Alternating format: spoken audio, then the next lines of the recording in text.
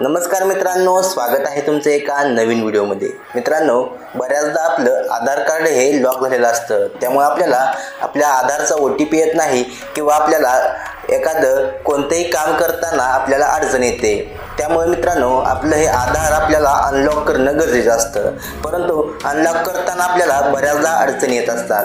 मित्रांनो, आता ह्याच अडचणी आपण आजच्या व्हिडिओमध्ये सोडवण्याचा प्रयत्न करणार आहोत।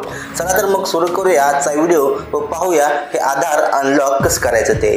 व अशाच महत्त्वाच्या अपडेट्स जाणून घेण्यासाठी आपल्या मराठी टेली यूट्यूब चॅनलला सबस्क्राइब करायला विसरू नका।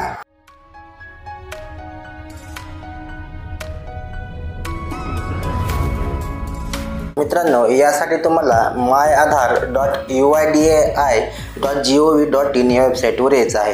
इथे खाली बघा लॉक अनलॉक आधार असा ऑप्शन आहे। इथे आपल्याला नेक्स्ट वरती क्लिक करायचं आहे आणि ते अनलॉक आधार मध्ये आपल्याला इथे व्हर्च्युअल ID नंबर आपल्याला विचारलेला आहे। तो आता व्हर्च्युअल ID नंबर आपल्याकडे नसल्यामुळे आता आपल्याला तो व्हर्च्युअल ID नंबर जनरेट करावा लागेल। आता इथे बघा VID जनरेटर म्हणून ऑप्शन आहे, त्यावरती क्लिक केलं आपल्याला VID जनरेट करता येतो, परंतु आपलं आधार लॉक असल्यामुळे इथे आपल्याला आपला OTP येणार नाही। यासाठी आपण आता काय करायचं आहे ते मी तुम्हाला सांगतो। यासाठी तुम्ही आपल्या मोबाईलच्या मेसेज बॉक्समध्ये यायचं आहे।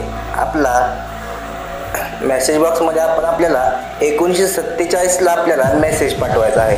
मेसेज असा पाठवायचा आहे की कॅपिटल लेटरमध्ये RVID असं टाईप करायचं आहे, स्पेस द्यायचा आहे आणि आपल्या आधारचे शेवटचे 4 अंक टाकायचे आहेत आणि SMS सेंड करायचा आहे। त्यानंतर आपल्याला आपला जो 16 अंकी VID नंबर आहे तो VID नंबर आपल्याला टेक्स्ट मेसेजद्वारे येईल।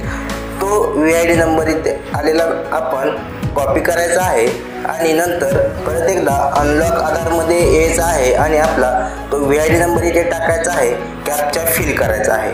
आपलं आधार कार्ड जे आहे ते आधार कार्ड अनलॉक होणार आहे।